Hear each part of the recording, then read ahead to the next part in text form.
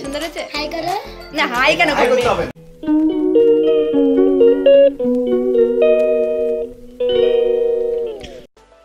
Good morning everyone, সবাই কেমন আছো? আশা করি সবাই খুব ভালো আছো। ঘুম থেকে উঠে এই যে চায়ের কাপ হাতে, তো সকাল থেকে আজকে রান্নার দিকে। তো পূর্ণিমাদি আসার আগে আমরা ভেবেছি যে আমি বিকেলে যে জিনিসটা বানাবো তো সেটা সব কিছু করে রাখবো, আর তাহলে তখন করতে কোনো দেরি হবে না।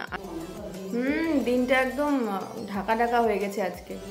আজকে ঘুম থেকে উঠেই দেখছি একদম দিনটা একদম ঢাকা ঢাকা হয়ে গেছে। আর কারণ কালকে সারা রাত আমাদের এখানে টিপটি টিপটি করে বৃষ্টি হয়েছে। একবার ঘুম ভেঙেছে, আমরা বুঝতেই পেরেছি যে বৃষ্টির আওয়াজ হচ্ছে, মানে বৃষ্টি পড়ছে। আমি উপাস করেছিলাম, তাই না কালকে না কোনো ব্লগ আমি করতে পারিনি। আর তার জন্য এই যে ডালিয়াটা এখন খাচ্ছি। কালকে আমি রাত্রেবেলা একটু করে রেখেছিলাম, আর একটু ইচ্ছা করে বেশি করেছিলাম যে পরের দিন সকালবেলা একটু খেয়ে নেব। তো যেটা ডালিয়া খায় এটা আলাদা, একটু ডালিয়ার যে খিচুড়ি সেটা এটা করি।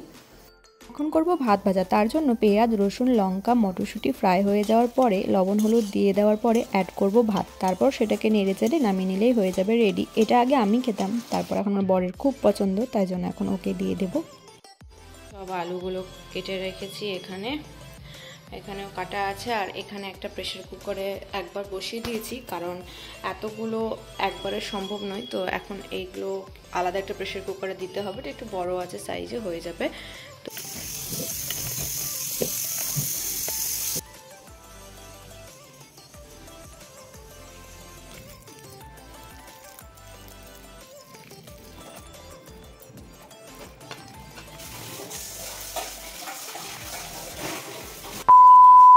স্নান করে নিয়ে ছাদে এলাম মেকআপের ব্যাগগুলোকে পরিষ্কার করব বলে।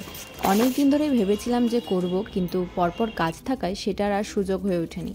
তো আমি প্রথমে যেটা ভুল করেছিলাম, কিছুক্ষণ যদি এটাকে ভিজিয়ে রাখা হতো তাহলে হয়তো তাড়াতাড়ি উঠে যেত, কিন্তু অত রিস্ক নিতে চাইনি ব্যাগে যদি আবার কিছু হয়ে যায়। তারপর এটাকে দেখো সার্ফ জল দিয়ে ভালো করে এখন ধুয়ে নিচ্ছি।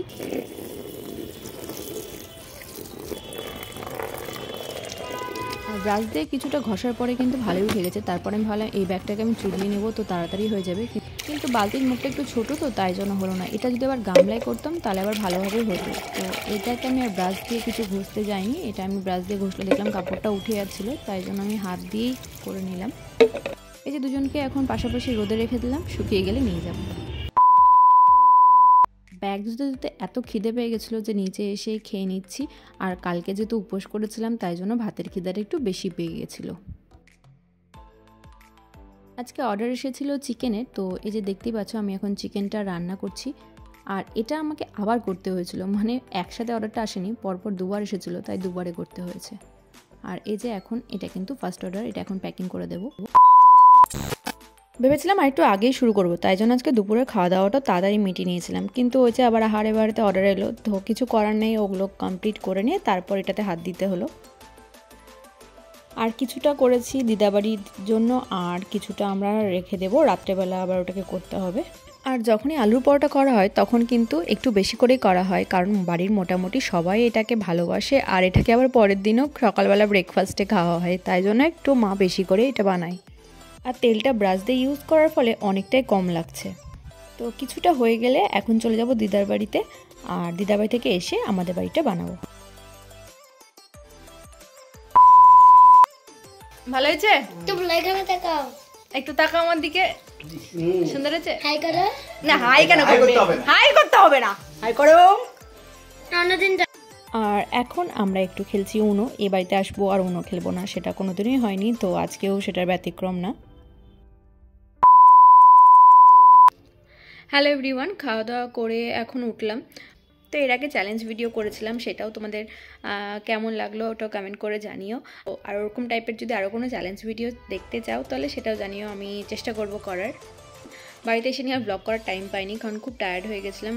আর নিজেদের বাড়ির আলু পরোটাগুলো বানালাম, খাওয়া দাওয়া হয়ে গেছে। এখন মোটামুটি 9:30 বেজে পার হয়ে গেছে। আমার এডিটিংয়ের একটু কাজ বাকি আছে, সেটাই করব।